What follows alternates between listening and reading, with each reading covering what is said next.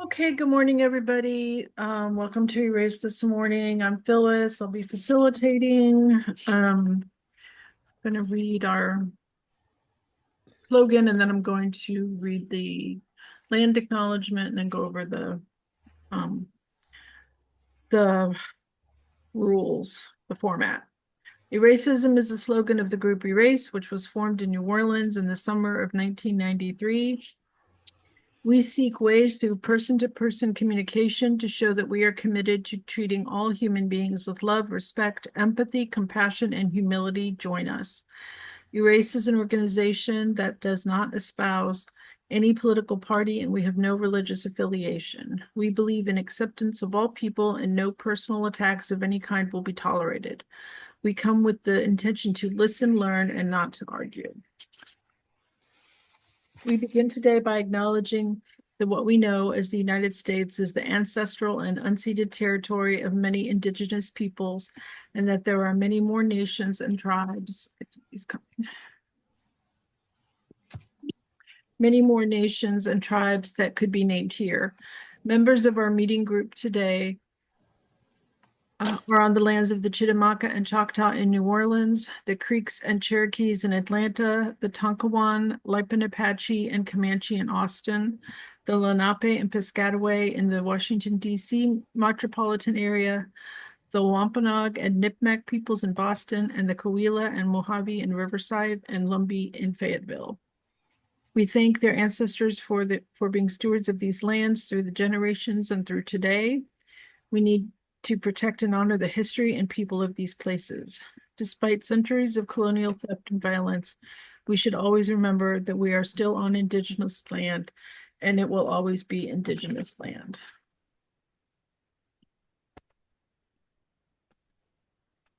So, as we all know, we want to get on the list. To speak, we raise one finger. If something the speaker says is unclear to you, or you don't understand a word or something they said, you can raise two fingers and I'll let you get in and ask them their question when they're finished speaking. Please remember that a clarifying question does not require any sort of statement by the person wanting to ask the question. It is simply, I didn't understand what you meant by, or could you explain, whatever. It is not a time to rebut what the speaker has said. And if a clarifying question is not being asked, the person will be invited to get on the list. We ask that you do stay muted unless you're called on to speak. And we will do a wrap up when it seems appropriate. Or later. And is there anything I've forgotten? Stay muted, yada yada. We don't have to talk about sidebars because it's hard to do that on the internet. So I'm going to ask you all to go around and introduce yourselves, and I'll call on you to do so. So Nancy?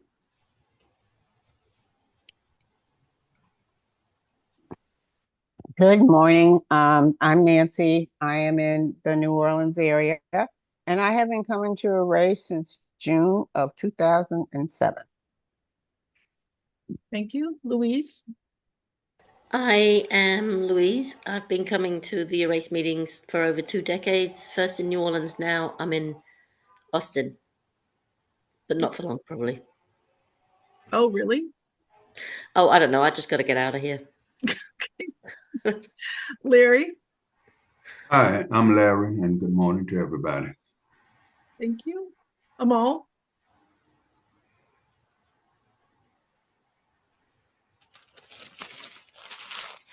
Amal, can you hear us? Can you hear me? Yeah, now. I'm sorry, because I can't see myself on the screen Oh, for some strange reason. we don't see you either. Yeah, I don't know. I'm a log in and then try to log back in. Okay. I'm gonna log out and try to log back in. Okay. Right. Glenn, you want to introduce yourself? Glenn Abdullah from New Orleans, and I've been coming to Erace since 1994. That's it. Sweet and simple. So I picked this topic for obvious reasons, since we had a election that turned out the way it did. And there are many things that are already have even before the election been discussed about what the president-elect's policies might entail and what he might do. Most of it not good. And I heard this on NPR when I was driving home one day, and just the idea of that he brings up about mental institutions and tent camps for people who are unhoused. It's just very disturbing. And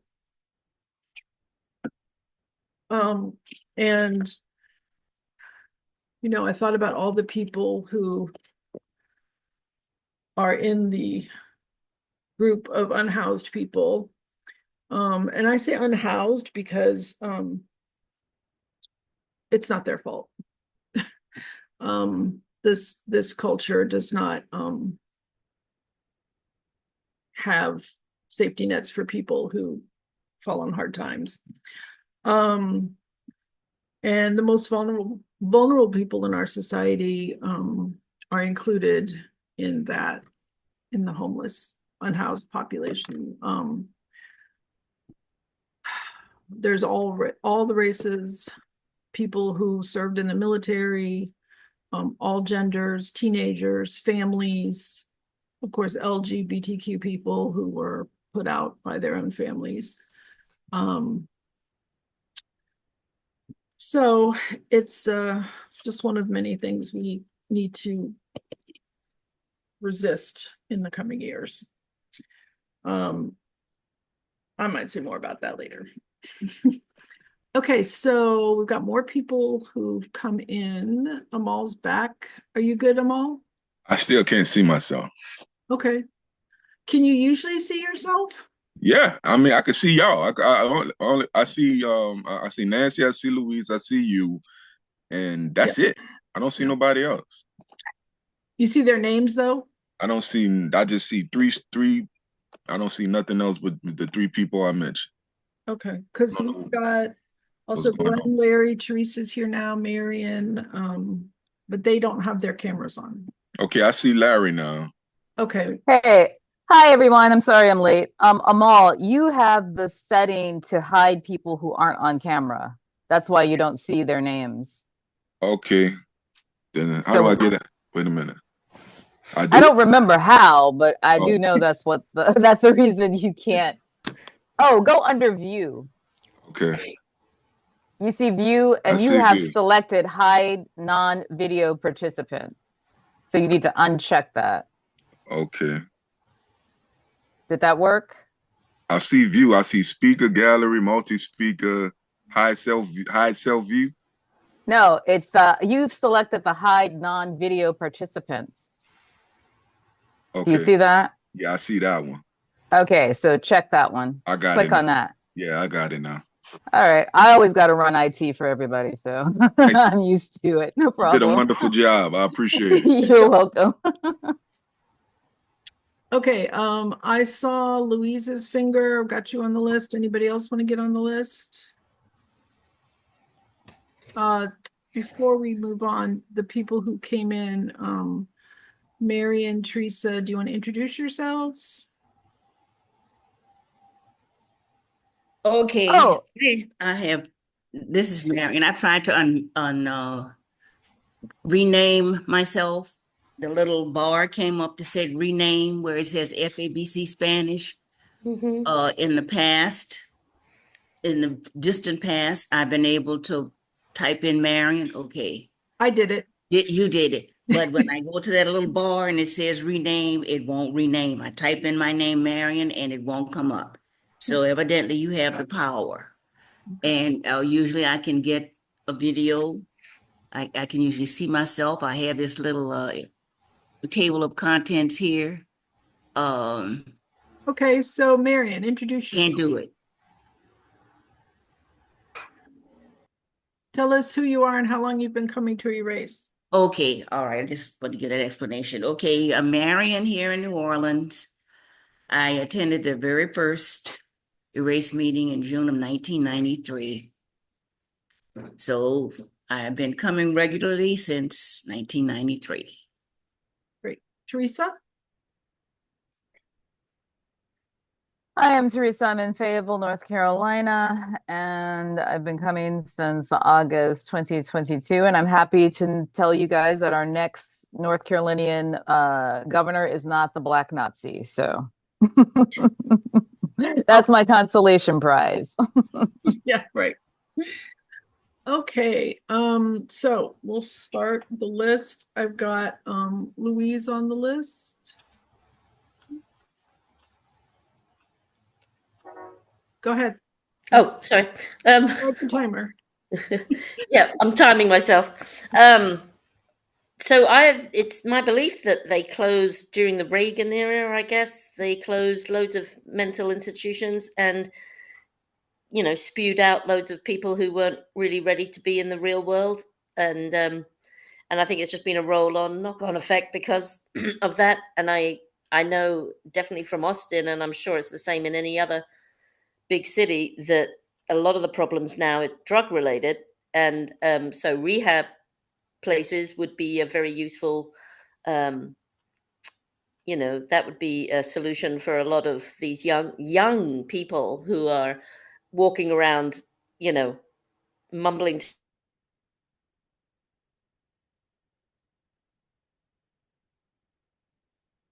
just shoving them into a tent city. Yeah, sounds awful and not a solution. We need more rehab. We need more uh, opening up of some, when you say mental institutions, you're thinking of One Flew Over the Cuckoo's Nest, but not quite like that, but something, more like, you know, you know what I'm saying. Anyway, that was my view of it. But anything that he gets his grubby hands on, I'm sure it would turn into something really sinister and horrible. But that's it. Great, thank you. The list is open. Marion, go ahead.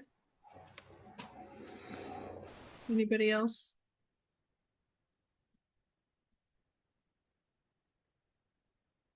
Going down Loyola Avenue would be passed along Earhart, and on the opposite side under the expressway, this was last week, there was the collection of tents, and the police were taking them down, and they knew it was the police because they had on their uniforms.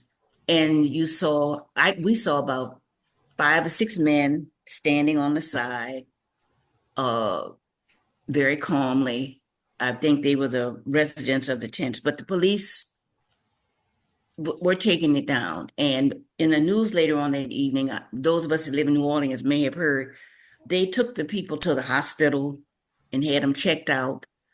And some hotel here, can't think of the name of it right now because I'm still groggy from this medication, put them up in this hotel. And there's a special building, can't think of the name of it, where they're housing the people now. And the manager or the person who's the head person at the place said some of the people that were taken there were protesting. They didn't want to stay, but they didn't want to cause any trouble either. So what I'm saying is some efforts have been made here in the city to get the folks off the street, because it is very disheartening, and I've cried on several occasions when I've seen those people. Okay. Were you finished? Yep, for now. Okay, thank I you. didn't want to go over my 2 minutes. You had plenty of time left. Okay, and who wants to be next? Thanks, Louise. Nancy?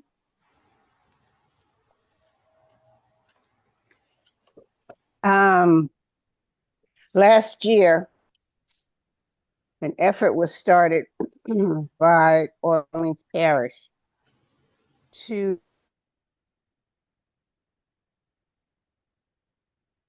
in 2025. And they partnered with Unity and several agencies in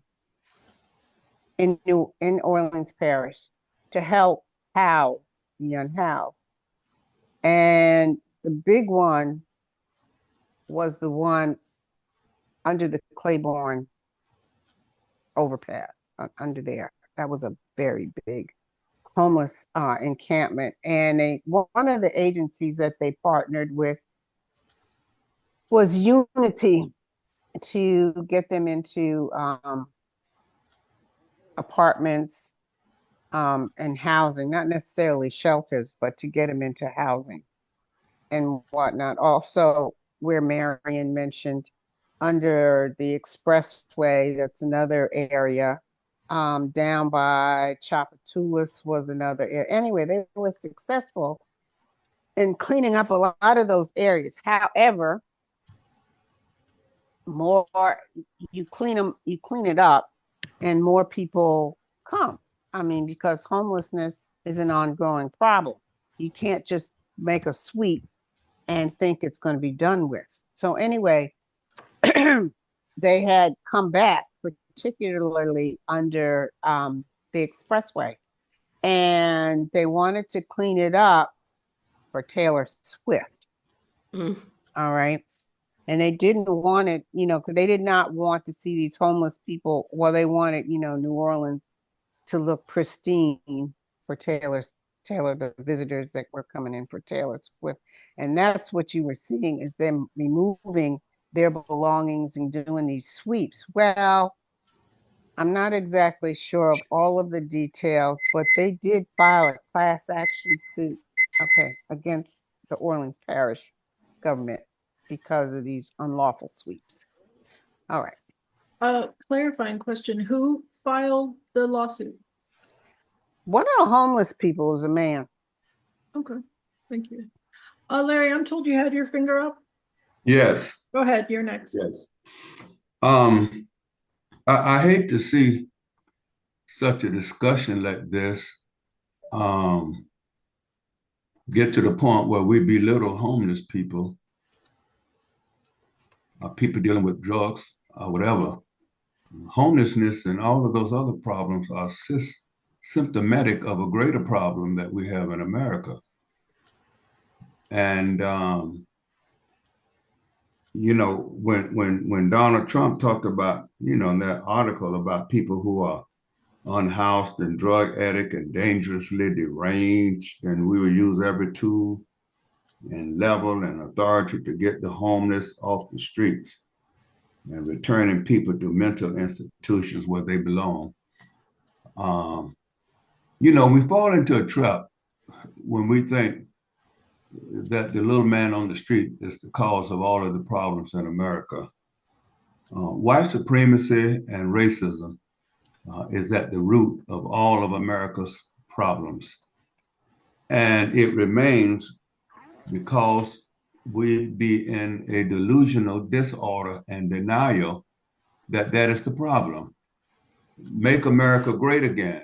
That's a mental problem. To advocate that as if it's going to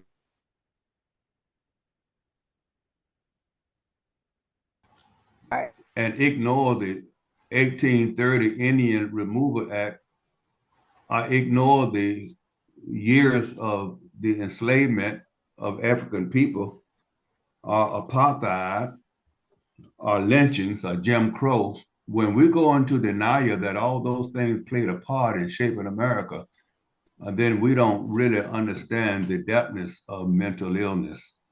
And that's all for now. Thank you, Larry. Next, I have Nancy, then Louise.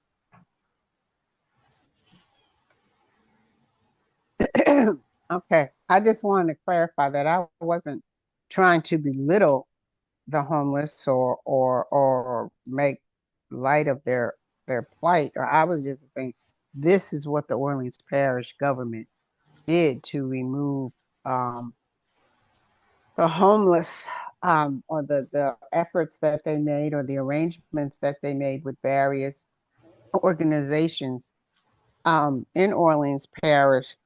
And I thought it was a great humanitarian effort until I found out it was linked to the Super Bowl. And I said, oh, well, that's why they did it. So it was more of, I don't know, uh, they're treating them like they were a public nuisance. Yeah, but New Orleans is not the only city and not one of the cities that has the worst problems of homelessness, although it is pretty bad. Rent is outrageous in New Orleans, and it's extremely high, and unaffordable for most people who live and work in a state whose minimum wage is $7.25 an hour. Now that contributes a lot to people's financial problems. Is the fact that although they want to, I don't know, they're not necessarily saying that Louisiana is prosperous, but you certainly aren't helping by keeping the minimum wage at $7.25 an hour. There are a lot of other problems that contribute to homelessness, but that's one of them. I'm done. Thank you, Nancy. Next, I've got Louise and the list is open. A couple of things, Larry. Yeah, I totally agree with you that it's a way deeper problem, and has been ongoing for decades and decades and decades. But what we want is solutions. I mean, what solutions do you suggest? And the cleanup, we had the same thing, Nancy, in for ACL in Austin. They just suddenly, it's like, oh, let's get rid of all the, we're a nice clean city with no homeless, people wandering around. So yeah, they did the same thing here. And let me tell you, when I first moved here after Katrina, we were shocked or surprised at how many street people on the side of the street holding up signs, please, um, uh, give me money, whatever.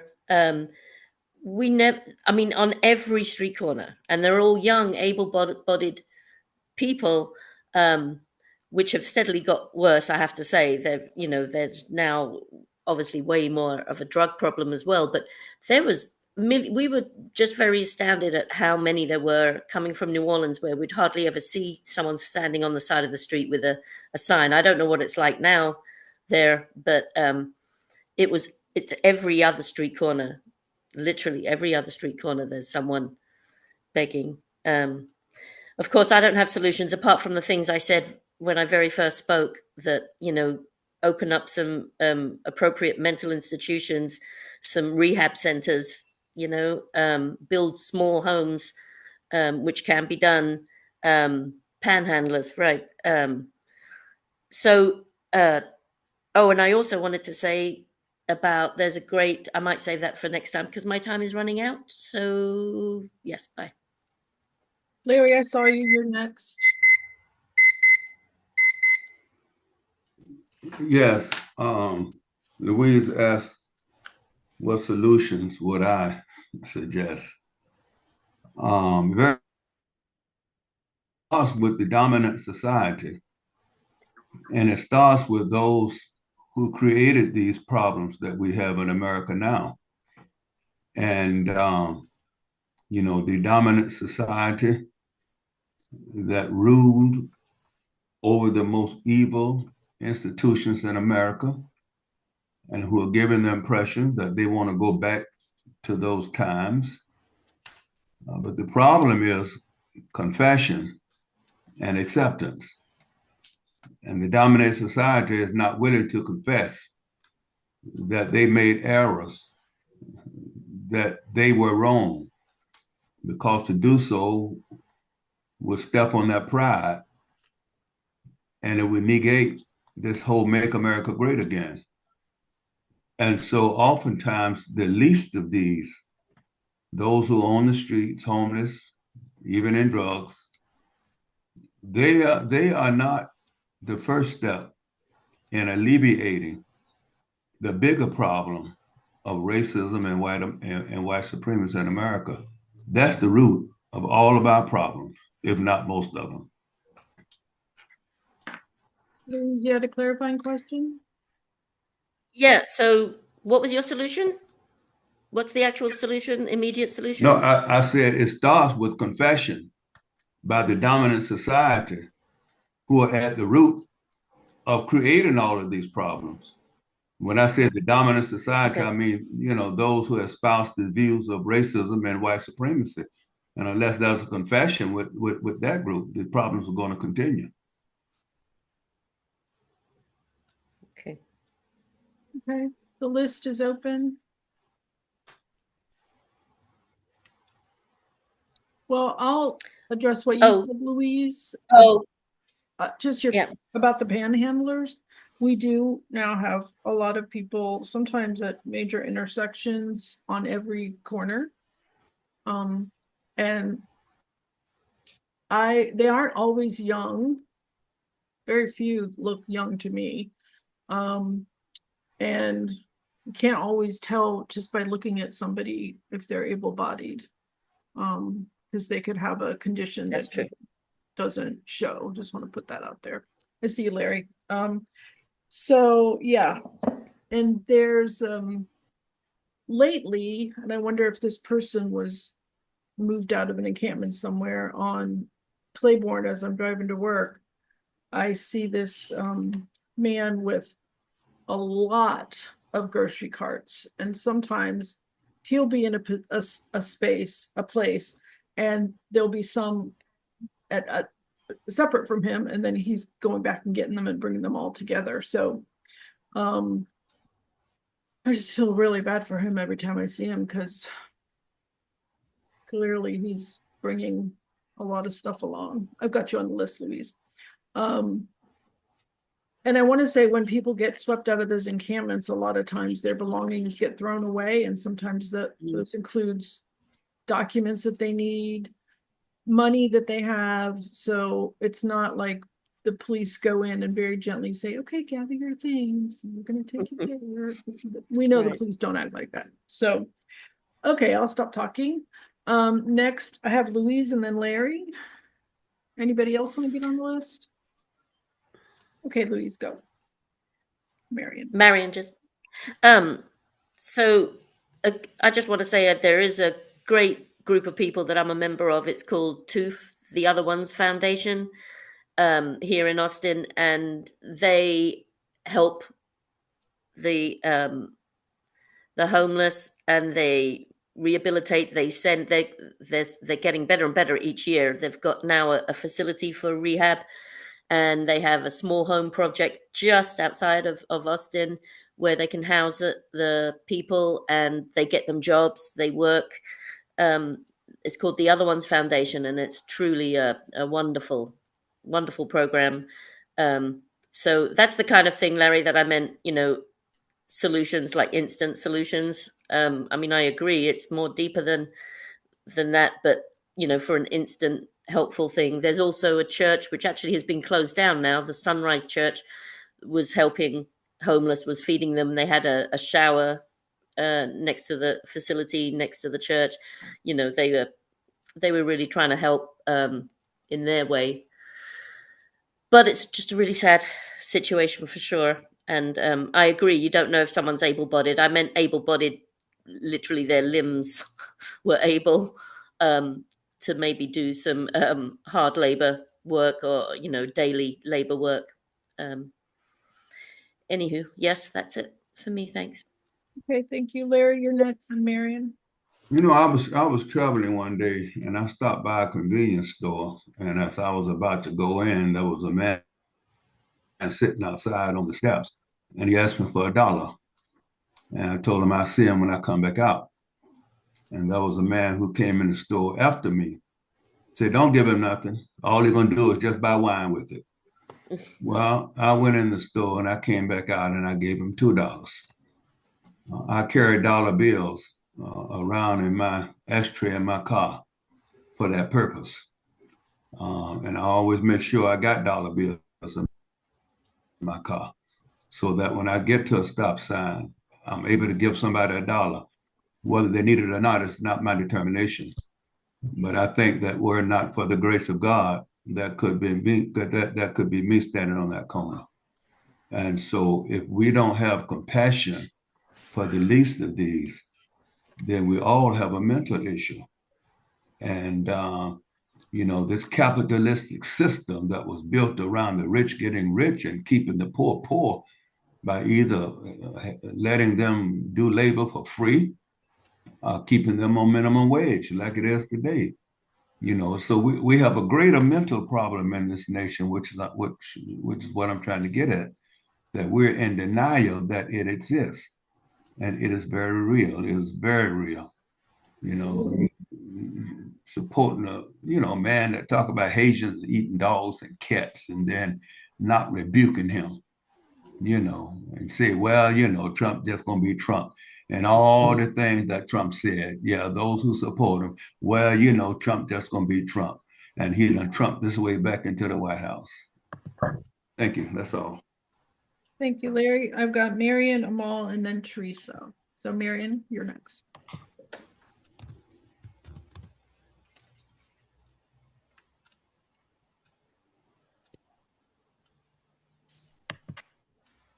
Oh, Marion, you're muted. Okay. I still have the newspaper from last Sunday was folded up under some a cookbook that I was looking at last night. And last Sunday's paper did a 2-page writing about the homeless situation. This guy is one of the directors for the New Orleans Office of Homeless Services, and he said he was coming to check on the people to see how they were doing. And then this other picture shows them, they put the people out of the encampment and they were collecting their stuff to throw it away, because I see a garbage bag here. And then what really broke my heart, this poor lady is trying to keep the man from taking her sofa and throwing it away. And that is really heartbreaking, not just to see men homeless, but to see women homeless, because women are so vulnerable. And not that one gender is better or deserves more compassion than the other. They both genders do. It's just horrible to think of this lady out there in the street at night, and the man is coming to get her sofa to throw it on the garbage, and she's trying to keep her sofa there. So I guess so she could have somewhere to sit or somewhere to sleep during the night. But it really is heartbreaking. I've given money to people. I've gotten out of my car downtown on occasion, and somebody will come up to me, and if I have some loose bills in my purse, I'll give it to them. One man ran up to the car, as I said, my sister and I were driving down in that area last week, and I had two $1 bills in the bottom of my purse. That's all the money I had with me. And I gave it to the guy. And I know as Larry just said, they're talking about the poor people drinking the wine. Don't give them any money. I'm not going to make that judgment. I gave him the money, and I'm glad I did. Thank you, Marion. Next to have Amal. Yeah, the tent cities and the homelessness in New Orleans. When I've been to a few places, a few cities, and this is a nationwide epidemic that's taking place. It's not just in one spot. It's absolutely ridiculous the homelessness that's taking place. One of the things that always amazes me, and when the lack of compassion that you can hear in people's voice when they say, "Why don't they just go get a job?" as if these people just don't want to work at all. It's kind of hard to get a job when you don't have a physical address. It's like where where do you live? Well, I live at 000 under I-10. Like how does that sound on your resume? Like I don't have a physical address. I don't have a telephone. So it's not that these people are lazy, don't want to work, or don't have any work ethic. These people are in serious situations in this capitalistic society that we live in. They want to work, but you can't work without a physical address in this society. Unfortunate. Unfortunate. That's a shame. Society is designed. You don't put an application in, and your address is one of the things they want to know. So I don't know of too many people trying to fix this problem the way they say they are, because I don't see the level of compassion. I don't see the level of outreach that could be there if people were really as serious about fixing the homeless problem as they.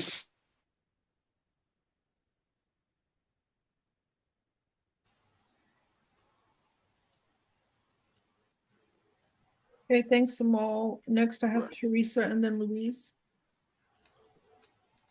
Okay, so when I first moved to Austin, I lived in an apartment complex, and one of the main thoroughfares was a 4-lane street, and it had a really, when I say a wide, I mean a very wide, you could play pickup soccer grass median separating 2 lanes from another 2 lanes. And there was nobody camped out. And I lived there for 14 years. And by the time I left, of course, because of COVID and blah, blah, blah, blah, you had a really nice budding tent city. And many of the people in that like median, it wasn't under a bridge. They had tents, they had their possessions, what have you, and they had jobs. The vast majority of them had jobs. They strategically chose that grassy median because you had fast food places, other restaurants, there was a HEB, which is a grocery store, buses. It was a very strategic location. And then on one, like during that 14-year period, they were building condos everywhere. And I was just like, it's too bad that these aren't homes for the people who are living on the grassy median.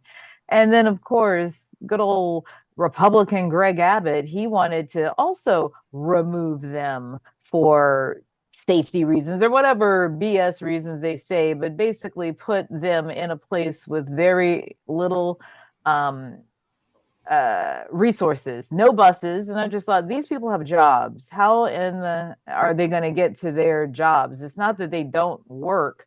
And I'm talking specifically about these grassy median encampment. I don't know about the whole city, but this was like my neighborhood. Um, and so it's like they're going to lose their jobs. They have no way to get to those jobs. I mean, that was a strategic choice because, and for a year, I worked as a adult education teacher. So many of my students were homeless, and that looks like, or unhoused as they say, and that looks very different. One of a few of my students were women, and they lived in their car, and as one explained to me, I can't drive an apartment to my job, but I can drive my car. I'll get back on the list and finish what I'm saying. Okay, Thank you. Louise is next, and then I've got Teresa. I just wanted to comment on something Amal said. There is, I don't know if they have it in New Orleans, but in by Lowe's or Home Depot in the parking lot, you can go and pick up day workers, week workers, whatever job you have for them, no questions asked. Obviously, they don't, well, some pay, well, I mean, it depends on the person who's hiring you, I guess, but it is going to be hard labor. But if you're desperate for a job and to get some money, you can actually get work every day of the week um, at those places. That was all. That was just the comment. And I agree. It's without having an address, you can't get a lot of stuff. So yes, I do understand that for sure. That's it. Okay, thank you, Louise. Teresa? Yeah, I wanted to finish talking about my students. So I think it was Louise or someone who was saying, or maybe it was Marion, about the difference between women and men being unhoused. What I know, and maybe men just don't open up to me to tell me their vulnerabilities, but I do know that one of my unhoused students said that a man, and he was more like an acquaintance, not a friend, but it's something that unfortunately we women learn over the course of our lives. You don't take a favor from just any man because it's like there are strings attached. And what she was saying was, and this woman, it just blows my mind. She's probably the age I am now. I mean, you would think at a certain time in your life you would age out of this stupidity or whatever, or being a target in that way. But he basically told her that she could stay with him and they would share a bed and da da da da. And she's like, oh no, it's not that kind of party. And previously I had thought, well, women of a certain age should age out of that crap, and you don't. That's pretty much, somebody will take advantage of you if they see some advantage to take from you. So there is that. But she was one of the students, and this was a night class. She was one of the students who would regularly wash up, because I told her, I said, I'm you after class, I'm usually here for 15 minutes or so finishing up stuff. And she says, I will be quick. I will not waste your time. And I was like, you can have about 20 minutes or so. But she would go into the bathroom at the end of our class to wash up. So it's not just a matter of having an address, but just having a means to keep yourself clean. There was another pool, there was a public pool, and they had some type of ordinance or something, whatever. The pool was set up so it would always be free. It had been donated by a rich person with a foundation or whatever. And one of the facilities that it had, other than the bathroom, was a shower. And that's where a lot of unhoused people took showers because, again, it's always, oh, well, they need to get a job. Well, what if they already have a job? Where are they going to stay? How are they going to be clean? How are they going to be safe? So, Thank you, Teresa. The list is open. Nancy?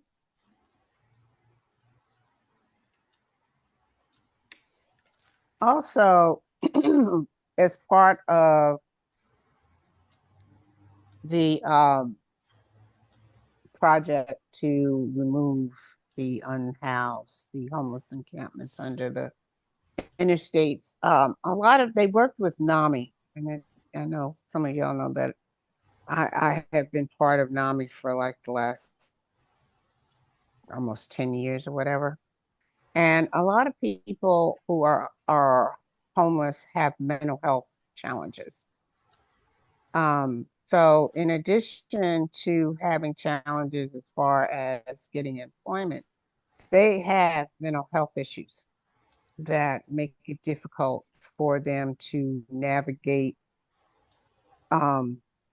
public agencies, okay, and navigate employment and that just everyday living. It's not just a matter of, they lost their job, they lost their housing. Um, they have daily living challenges as well. And so that was another component of housing the unhoused, is getting them mental health assistance as well. That's it. Thank you, Nancy. The list is open again. Larry? You know, a lot of times when we talk about crime and things, drugs and things of that type, again, we go back to the bottom of the totem pole. Most white people are not affected by the average crime on the street. They're not. but they attack that as a way of covering up the crimes at the top of the letter. And again, if I'm wrong, I'll stand subject to be corrected. But this whole presidential election was not about the economy. It was about keeping America white, keeping the ruling class in control at all costs, no matter what it would cost America.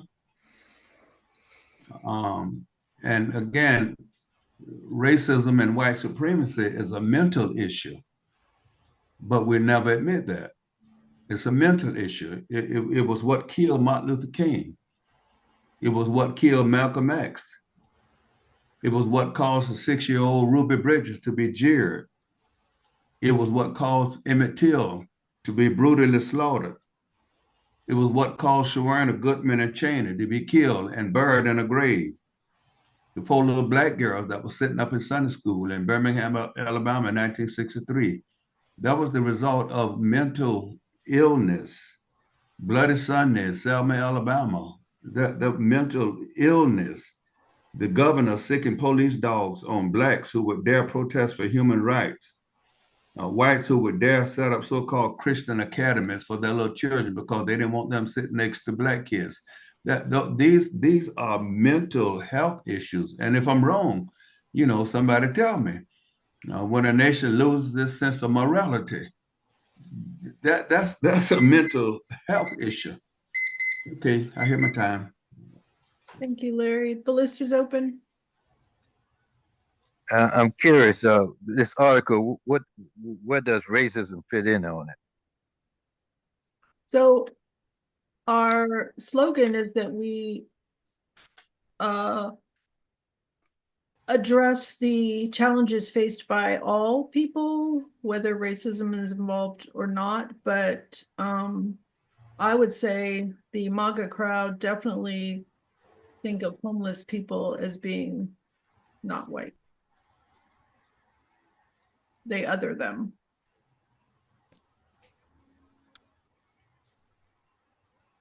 I could say more. Do so. Well, I think it's like the remedy like Hitler invoked, where you first attack the most vulnerable and marginalized in your society and work your way up. So I don't know how to explain it to you, Glenn. Okay, Louise.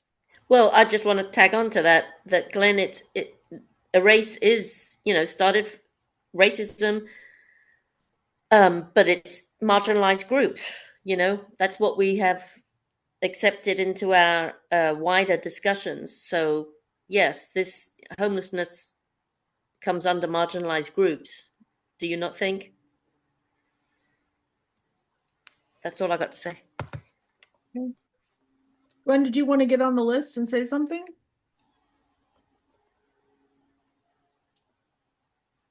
Well, I just said that, I see all kinds of people in the in that group. I see whites, see African Americans, and all types of people be in it.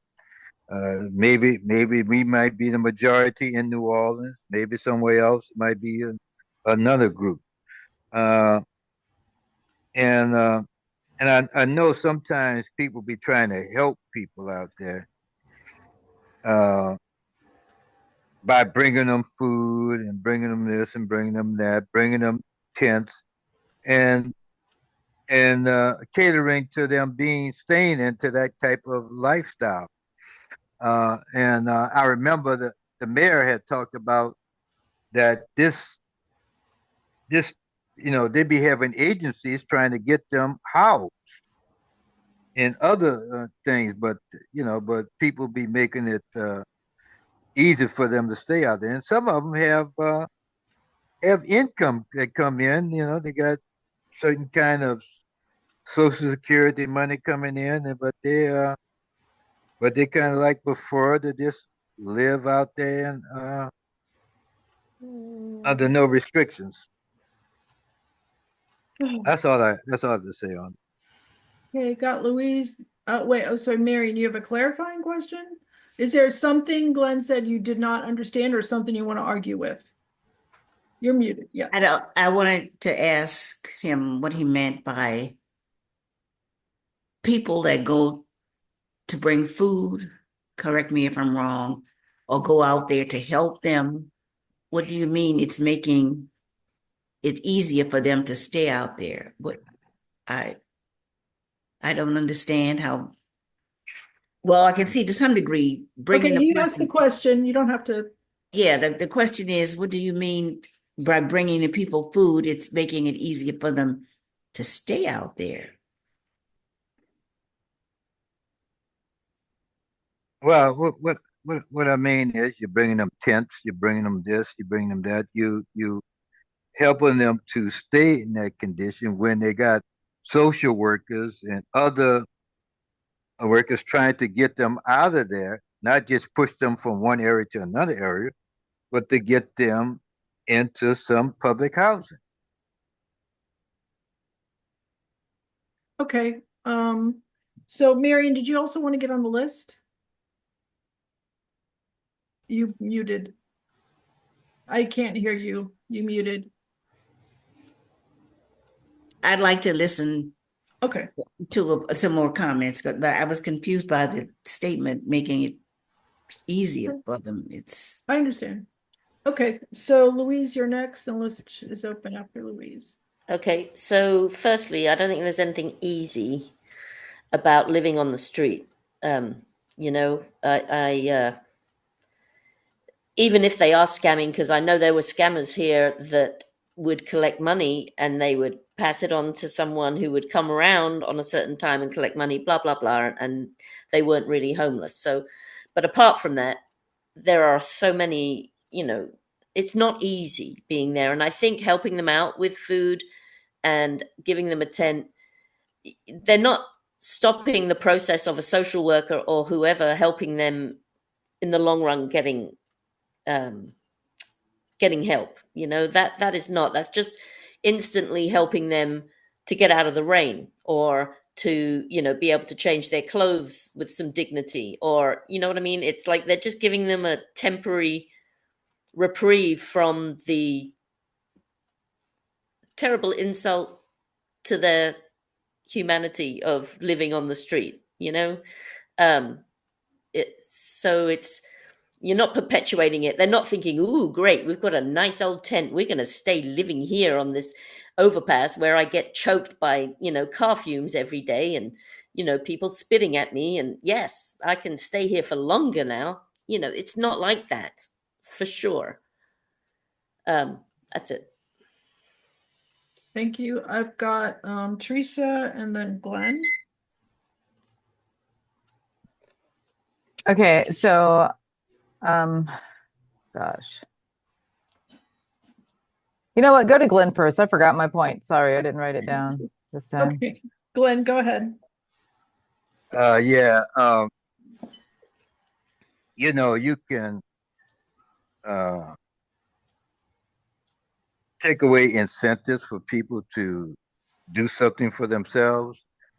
You know, welfare was something that was meant to be temporary, but then you have uh,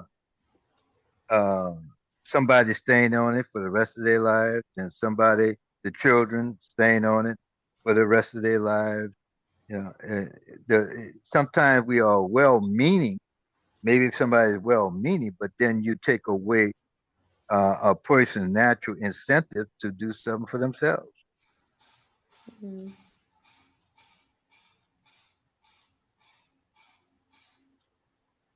Okay. Teresa, did you remember? Yes, and now I know why I forgot, because it's about Elon Musk. He is supposed to be the, let me see, Department of Government Efficiency. And the reason why I remember it is because if you take the first letter of all of that, it says Doge, which I think is his cryptocurrency. So they're already setting themselves up to scam. But his efficiency, when you talk about they have social programs, I bet that's going to be the first thing on the chopping block, because he wants to cut trillions of dollars. And, you know, I do agree that there is systemic racism. And if we were a developing country, predominantly brown or whatever, we would say the strong man is setting up minor warlords to do. And my question was, what's going to happen when the strong man is weak and you have all these warring factions? I mean, I'm glad we still have a constant. He's going to be different, not necessarily better. Maybe he's not as influential, because Trump would not choose a VP that was stronger than him. So we don't have to worry about that. But then I just thought, okay, after the Trump loyal Batman villains, it's going to be, the conservative bearded white men and a token, bearded guy. I don't know if they would actually be women in a Vance cabinet or whatever. So trying to depend on social services moving forward when they I tell you what, if they deport me, I want to go to Bangalore, because I think that's where my job is going to head anyway. I was listening to a book called The World is Flat, talking about how technology makes us all closer or whatnot. I mean, I work from home as customer service, and we just got a new CEO, and it's almost like I can see the writing on the wall that my job is going to be done by somebody outside the United States with an English accent. So it's like, I am not eligible to retire yet, and I'm already thinking, oh, if you're going to transport my job over there, can you set me up there? I will pick up roots and go there. Anyway, I heard the bill. Thank you. Okay, Larry, did you want to get on the list? No, no, not really. Oh, okay. So I have Glenn. Yeah, we really don't know what's going to be cut. Uh, Elon Musk may surprise you. Maybe he may go to the military industrial area for cuts to get the billions of dollars he's talking about cut. America got, if I'm not mistaken, I think 800 military bases all over the world, and the money it costs to maintain all of those bases, and not because those bases are out there to protect America. It's there to protect big business and the threat they can pose on people who don't bend to their will. So maybe I've heard that could be on the chopping block, taking down some of those military bases. That's one thing to look at, and really we really shouldn't be uh, thinking the worst is going to happen before it even happened. That's called anxiety. That's it. Okay, the list is open. If nobody else wants to get on the list, we could start to wrap up.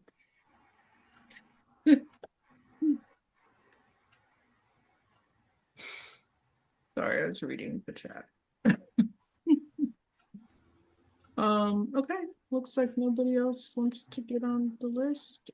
So we'll start the wrap up. 2 minutes for everybody, and I'm gonna be different. 1 minute. 1 minute, thank you. I'm gonna start with the mall.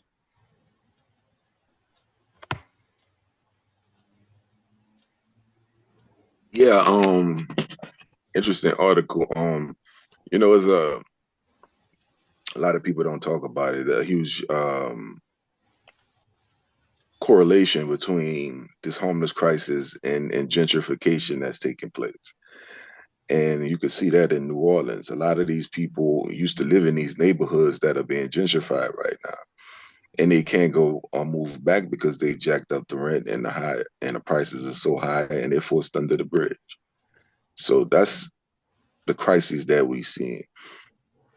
I don't think people want to fix the homeless problem like they say they do. I think some people just don't want to take the time to invest in others. And so here we have this problem, and it's going to continue because capitalism is not going to change. So that's my 2 cents. Next, I'm going to do Glenn.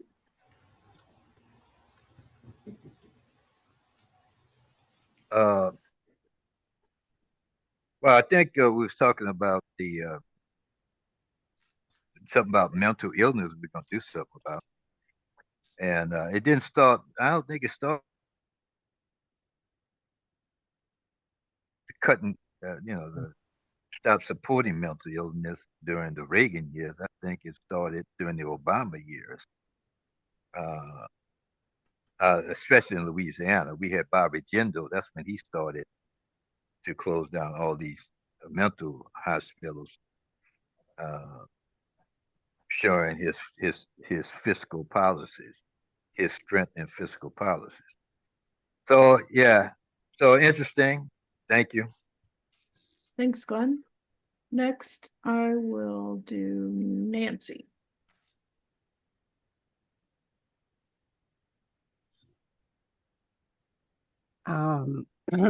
Thank you for bringing a topic. We really didn't talk that much about mental health institutions that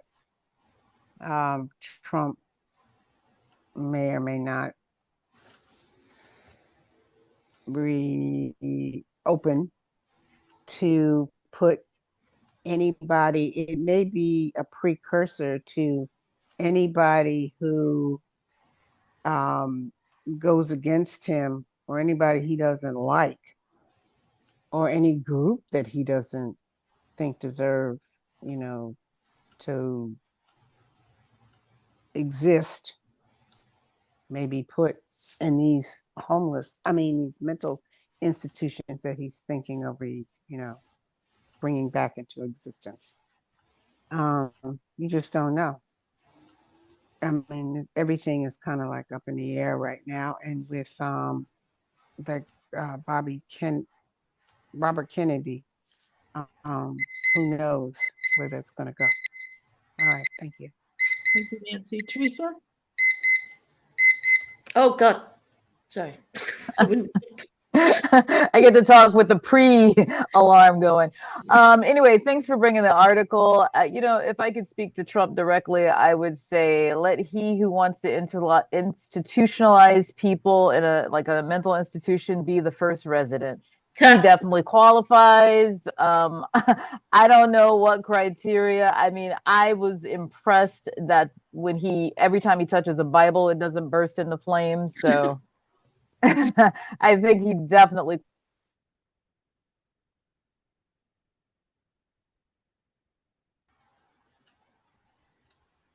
Thank you, Teresa. Sorry, my internet froze for a minute, so I didn't know if you were finished.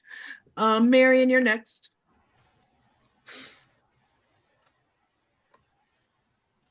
You're unmuted. Okay. I think this was a discussion worth having.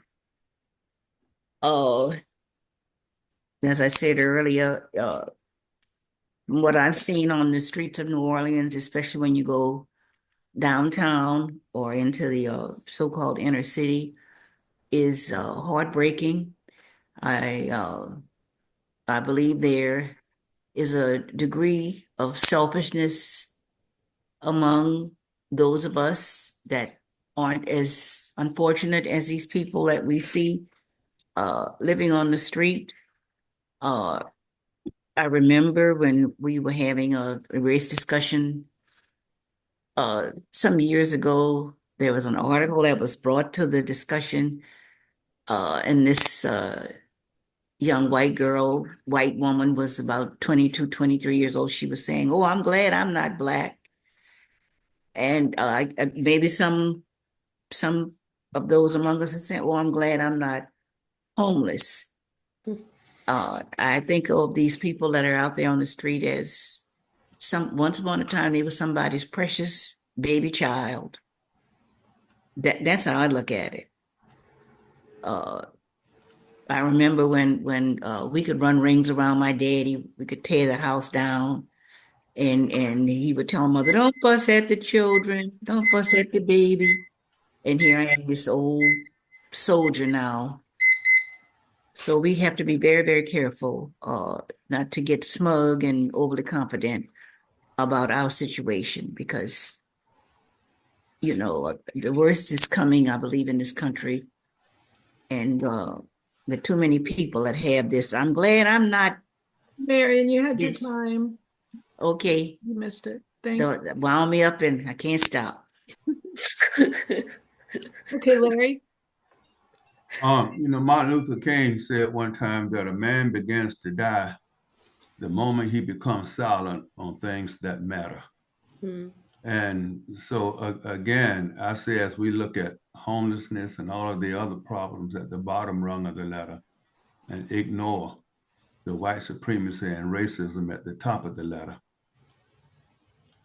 we begin to die, and we keep ourselves in denial that is the root cause of a lot of the problems in America, from the Indian Removal Act to slavery to lynching, you name it. And we still continue to be in denial that you people got to get over that stuff that's in the past. That's denial, And Glenn talked about the problem of anxiety. Well, anxiety has a causal relationship to it, So yes, people become anxious, but what causes that anxiety? Hitler had one of the greatest mental problems in the world. But when you got Netanyahu, who's repeating what Hitler did, then it puts him in the same class as Hitler. Okay, thank you. Thank you, Larry. Louise.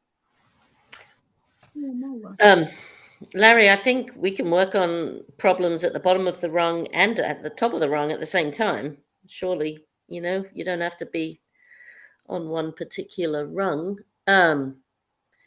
And Glenn, yeah, I would love to be optimistic about the future. And I really try to be half full all the time with everything in my life. But I'm finding it really tough at the moment. And as Teresa says, watch the news, read the news.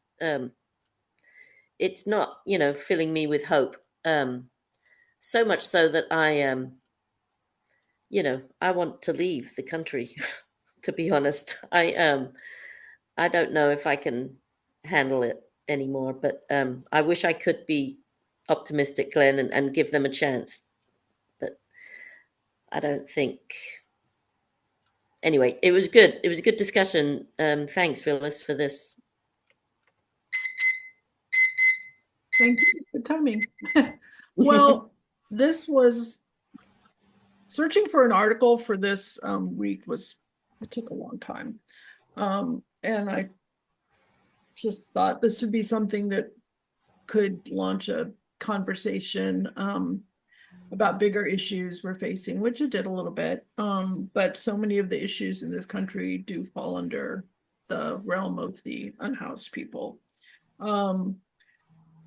I think if we wait for the dominant society to confess, we'll all end up being homeless. Right. We got to find ways to work on it. You're fine. Find ways to work on these problems, whether or not the dominant society decides they're going to be any different, because they're obviously not.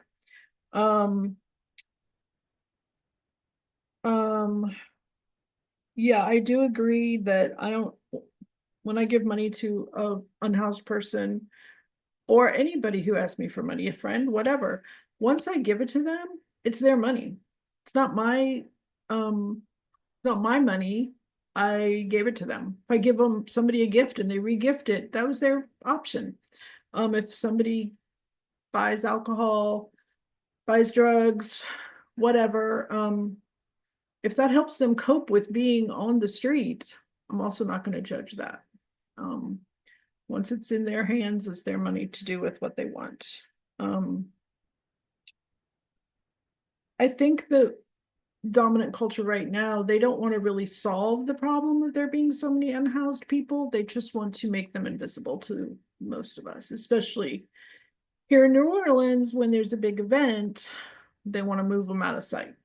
And when I see a unhoused person on the street, I don't think I'm glad I'm not homeless. I think I could be. Because you never know. You never know what devastating thing could happen in your life that could make that your only option.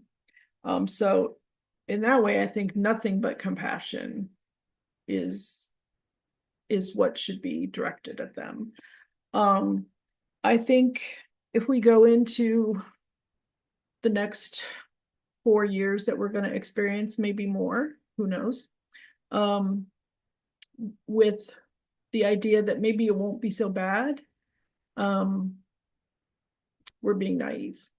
I think he did what he did before. We've had 4 years of him. We see what kind of president he is. Now he's just probably going to be worse, because he learned how to be worse. And I want to end with a quote, surprisingly, from Herman Melville, who wrote Moby Dick. Of all the preposterous assumptions of humanity over humanity, nothing exceeds most of the criticisms made on the habits of the poor by the well-housed, well-warmed, and well-fed. And I think about that quote a lot, because we can't judge other people. We don't know what they're going through. Okay, I will stop the recording.